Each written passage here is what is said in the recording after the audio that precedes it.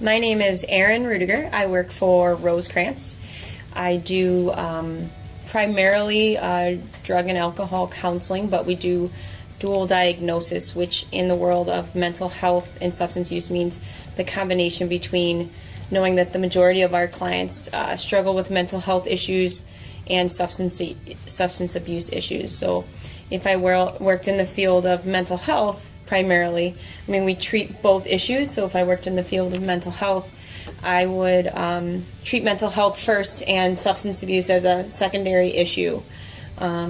It gets a little complicated, but yeah, it's usually we treat both mental illness and substance abuse. So do you think substance abuse is a reactant from mental illnesses? Well, actually, what we know, and what I know from using, from dealing with people who use drugs, that most of the time people who use substances because they have a mental illness. Primarily the mental illness is usually anxiety or depression are the top two, but they're generally struggle with some mood disorder, and what they do is they use drugs to help balance out that mood, because that's kind of what drugs do. They balance out the mood from your mood can go up and down. So if you're sad, drugs can make you happy, kind of thing. And so most people struggle with some sort of mental illness, and that's what leads them to drugs. If you were to define mental illness in your own words, how would you define it? Mental illness is treated as a disease, just like if you were to have cancer. It has symptoms. It has ways to manage those symptoms, such as in the field of both mental illness and substance use or abuse, we treat them with sometimes medication. Those symptoms, we treat them with coping skills. Just like if you were to have cancer, you would probably change your diet. That would be a coping skill, as well as maybe taking medication. So we treat it as a disease. It's a mood disorder. Mental illness tends to be primarily a mood disorder that affects one's ability to function in certain circumstances, not necessarily all, depending on the mood disorder. We treat them with medication. Most medications, or most mood disorders are treated with some sort of medication to help stabilize the mental illness, while allowing the individual to also work on it. So let's say you have depression, you would take medication to help stabilize your mood so that you're not always feeling depressed. With depression comes a lot of hopelessness, helplessness, obviously severe sadness, depression. A lot of times there's a lack of motivation, those kind of things. So the medication would help manage those feelings so that you feel a little bit more motivated, so that you can start working on what's causing this depression, what's leading to it. Do you think kids were born this way, or do they just develop that way? Well, with mental illness, there's a lot of controversy. Is it genetic? Is it, the whole, I don't know if you've heard the nature versus nurture, yeah, right? I'm sure if you're in sociology, you've heard nature versus nurture somewhere in there, right? Yeah. So what I'll say is that there's no one direct link as to what causes mental illness. It's not just one thing, I guess is what I'm saying. So let's just say someone comes through my door and they're like, tell me all these things, like how they're feeling, and we'll stick with depression since I listed off like 12 things with depression. But let's say they're coming through my door, but they really haven't had anything that's triggered with depression. But then if I look through their family history, they maybe they didn't have any trauma, maybe they didn't have any sort of life changes that's going to cause this depression, or and if I look through their family history and there's a family history of depression, well, that tells me one thing or two things, couple things, right? It could be, if there's a family history of depression, if it goes unaddressed, those same symptoms can be passed down through the environment, right? Yeah. Sometimes there's also another way of looking at it. They could be depressed because there's a chemical imbalance, right? Right. That's where, again, medication will definitely help as well. But sometimes there's a chemical imbalance in the body and in the brain that can cause you to go into severe depression. There could be many things that can contribute to any sort of mental illness, not just depression, but a lot of things. It could be substance use and induced. So it's never going to be just one thing.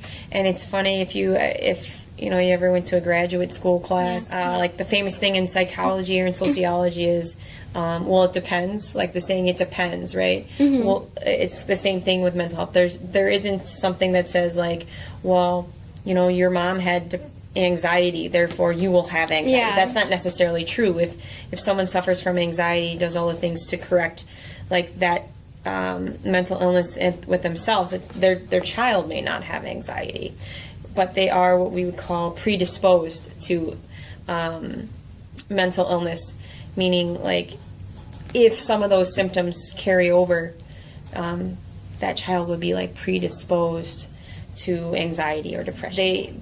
Some of those symptoms are going to be carried over, like mood changes, mood fluctuations, the way your parents would cope probably are going to be the way that you would learn how to cope, right? So it can carry over, and that's where, a lot of people question, again, is that whole nature versus nurture. Like, is it environmental, is it genetic? Well, there's no, like, mental illness DNA, but yet generations of maybe not learning how to cope with certain things are going to continue until they're addressed. Patterns will always continue until they're addressed. Some people can be born with where you're the chemical imbalance in your body, right? It's and then some people just develop it maybe because certain patterns of behavior. It's how they've learned to cope with things. So it could be either or. It's not necessarily, you're not going to be born with anxiety because your mom had anxiety. That doesn't necessarily. So, like, how do you determine the different illnesses? Like, do you do it based on severity or degree of the illness?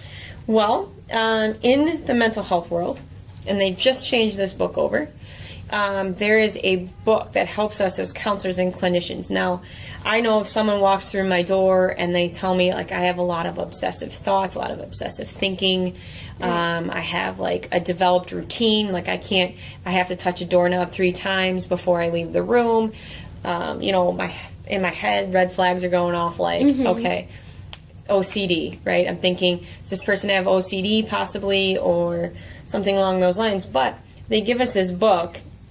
It's called the DSM-5. That's what's used currently. It started in May of 2014, I think. They just changed over. Before that, it was the DSM-4TR, which I think stands for something revisions or something like that. Okay. But it's a book that actually can list through the symptoms of like what a mental illness would be. So let's say I would flip open the book to OCD, and it'll say, obsessive compulsive disorder. I shouldn't call it OCD, but that's the actual term for it, is obsessive compulsive disorder. Nickname OCD. And it would list off like maybe 8 symptoms of it, and it'll say like must have like 6 of these symptoms present in the last 6 months. So if I look through and it's like, okay, obsessive thinking or compulsive behavior, system, like routines that you can't stray from the routine of certain things, and I'm checking these off, and I have 6 that have been there for the last 6 months. That helps confirm that yes, this person could possibly be struggling with OCD, or someone could be struggling with a mental illness. So it helps us as clinicians diagnose and kind of categorize at least some of the symptoms, so we know how to treat it, because if we know what the symptoms are, we can at least know an approach. Now, this person may not have, let's say, obsessive compulsive disorder, but yet has some of the symptoms. Well, we can say, at least we have an approach to start with. Yeah. Does that make sense for you? Yeah. And that's usually what we use. It's a book that helps us to diagnose. Like I said, it would be helpful if I just knew everything, but we don't always. Now, with the DSM-5, I'm not as familiar with it, I'll be honest, because I learned on the DSM-4, and I have not had time to like read the entire DSM-5. Yeah. It's like 600 pages. But they have changed a little bit of it, and they do things differently. There used to be 5 axes into which you can categorize. One was you know, mental illness. One was mood disorders. One would be, you know, health disorders and so on and so forth. The other one would be like environmental, and then there would go, you kind of rate them on an access scale, kind of short version. But now they do have different degrees, moderates as far as high. You know, there are different degrees in the DSM-5 as far as the ranking goes. Like, so is the only thing that can be treated is like medications, or can it just like go away on its own? Well, some people can experience struggles with mental illness or mood disorders, and they find their own way to deal with it. They find their own way to cope. I will say it's probably not as likely if you have something that you struggle with for too long. You know, for example, like if a family member passes, like if a parent or someone extremely close, some people may suffer from like a depressive episode, but find the way, you know, to manage and to deal with that and to address it and grieve and move on. The majority of the time, what like psychiatrists would be the ones who prescribe medication. Usually medication with therapy, like individual counseling, are the best combination. It has the most positive outcome. You can treat it with just medication, but medication will only treat the symptoms.